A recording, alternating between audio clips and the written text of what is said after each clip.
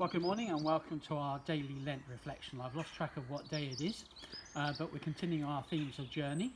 I'm in the church garden again today. And today I'm thinking about the journey of Elijah, an Old Testament prophet who you may have heard of. He was the one who defeated the 450 prophets of Baal on Mount Carmel. But straight after that victory, he ran away in fear of Jezebel and her threats. And it's quite strange because it seems like 450 prophets of Baal were no problem, but one woman having a hissy fit sends him over the edge into depression and fear. And from both our experiences and others, we know that it is often at those moments of greatest victory and joy that we are at our most vulnerable and fragile. So Elijah flees for his life to the desert, and he sits down under a tree. And essentially he says, "Go on, just let me die right now. I am no better than those who came before me," he cries as he falls into a merciful sleep. But actually God hasn't asked him to be like anybody else. He simply asks us to be ourselves, to be who we are called to be where he has placed us, and to be obedient to him. To be the best versions of ourselves in relationship to him and each other. We're never called to be better than somebody else. Sometimes, yes, we do feel exhausted emotionally, physically and spiritually, and perhaps parts of us does want to lie down, not to die obviously, but to sleep and rest. But we read in the Old Testament that Elijah was treated well by God. God is tender and compassionate to Elijah as he is to us today. First of all, he provides physical needs for Elijah, bread and water for refreshments and sustenance. And these are delivered by an angel, which most commentators agree is a person who just happened to be in the right place at the right time. A coincidence maybe, or maybe the word I like to use is a God incidence. When we are exhausted from the struggle, from the fight, we need to be there for each other, providing encouragement and refreshment. We were never called to be believers alone, but believers together in community, reminding each other that we are accepted, secure and significant. Elijah is provided for his ongoing journey to Mount Horeb, and we are strengthened for our journeys too. God says to Elijah, "The journey is too much for you, but be encouraged and strengthened." And similarly, we must recognise that in our own strength, our journey is too much for us as well, particularly in these times of stress and anxiety.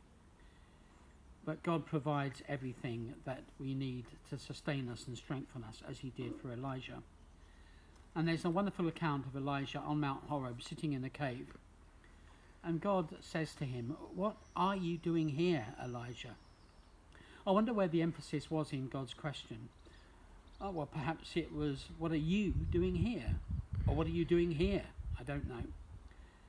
But I wonder if God was simply trying to get Elijah to think about what he has done, why he has run away from the security of being with God, and to bring his attention back to him. But Elijah doesn't get it. He does not hear the question, and he spouts out his own self-pity again, and perhaps his pride. Perhaps we have run away in fear of our Jezebels and our problems and our situations, and maybe this whole situation that we find ourselves in. Maybe we've run away and hidden ourselves away. But God asks us as well, what are you doing here? What are you going to tell him? What am I going to tell him at this point in my life? What would be our answers when God asks us, what are we doing here? Because Elijah has not answered God, God tries another approach in the cave, and on come the pyrotechnics, and it's a dramatic situation. It's a famous passage in 1 Kings 19, where there is a powerful wind, an earthquake, and a fire. But it wasn't in those that Elijah heard God. It was when a gentle whisper came, a quietness. Elijah heard him in the gentle whisper. And some have said that the best translation of this is, it was the sound of a silence. I wonder, does silence have a sound? Elijah was attentive to that still small voice of God, and we need to be today as well in our journeys, however we're feeling. In truth, God does move in powerful, miraculous ways, and we get tantalising glimpses of that. But for the most part, we see God moving in the everyday, operating in the ordinary events of life, in and through ordinary people like you and me, in and through and despite of our weakness, our failure, and our humanity. We see in the most wonderful way God working through the ordinary in miraculous ways. So what is God's solution for Elijah? Well, it is for him to go back the way he came.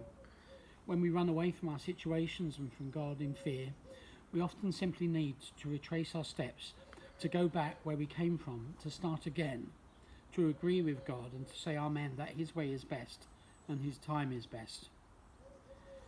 That he does love us, that he does have a plan for us, that we are accepted, secure and significant.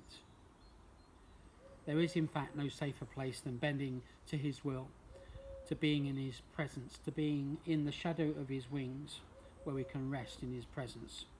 God is gracious to Elijah. God is gracious to us. Let us recognise that God moves in the ordinary things, the everyday things, and through the mess of our glorious humanity in all its weakness. So there you go. Today, be blessed and stay safe, and we'll see you tomorrow. Bye.